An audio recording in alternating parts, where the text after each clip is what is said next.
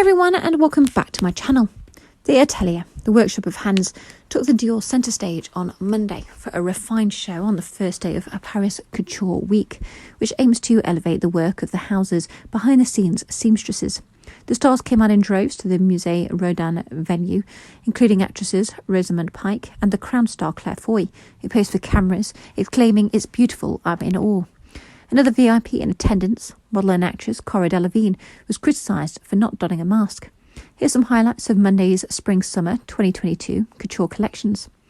Designer Maria Grazia Chiuri wanted to show how the craft of the petit monde seamstresses, some of whom have worked with the Dior atelier for decades, was equally important as the art of fashion itself.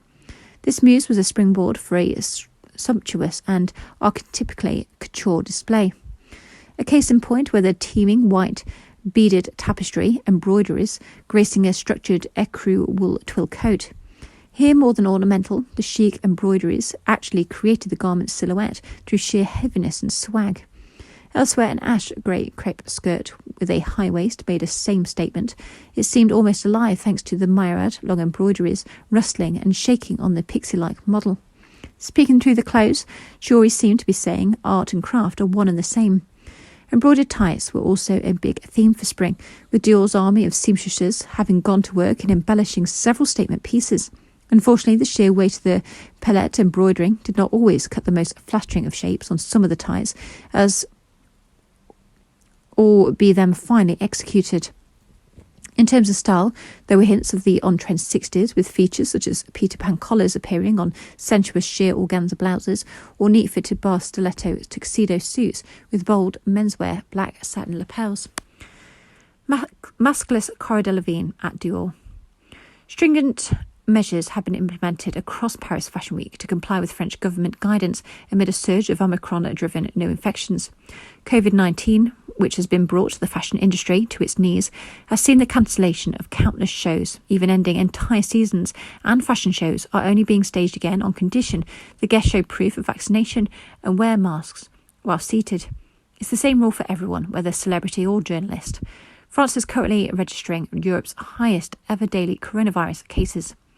Actress Rosamund Pike set a fine example by carefully putting on her face mask as soon as she sat down, even despite wearing an intricate couture Dior headpiece. Nearby, the crown star Claire Foy also donned a mask after passing the photo call. Model and actress Delevingne, however, turned heads for all the wrong reasons, failing to wear a mask throughout as she watched the creations from the front row. Chiuri asks a higher power for answers. Daniel Roseberry said of his couture collection that he wanted to respond to the pervasive sense of exhaustion that the lacklustre feeling the pandemic has given many. In particular, Chiuri, designer, asked himself at the drawing board how the house's signature surrealist motifs, first espoused by the late great Elsa Chiuri between the two world wars, can be relevant in a world where reality itself was in flux. The answer? He went up to the heavens, channeling the celestial. It was, he said, a case of a move towards the elemental to understand the chaos. This couture collection thus became the realm of the high couture priestess, one of donned, exaggerated circular hat headdresses, wore gold, black and white, and floated by gleaming and resplendent gold jewellery, a specially created shade in 24K leaf, hovered around a model's bust in all directions as if suspended by supernatural powers. Column silhouettes rose in spliced white bodices that opened up at the bust like a space-age flower or into a giant graphic bejewelled bib in black. Some of the silhouettes verged on pastiche, such as jutting spikes that emanated incoherently from a model's bust. But the fastidious construction of many gowns, one had gold tentacles spilling down like a jellyfish, surely made up for it.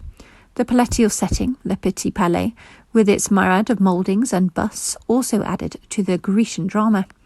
Gautier remembers Thierry Mugler.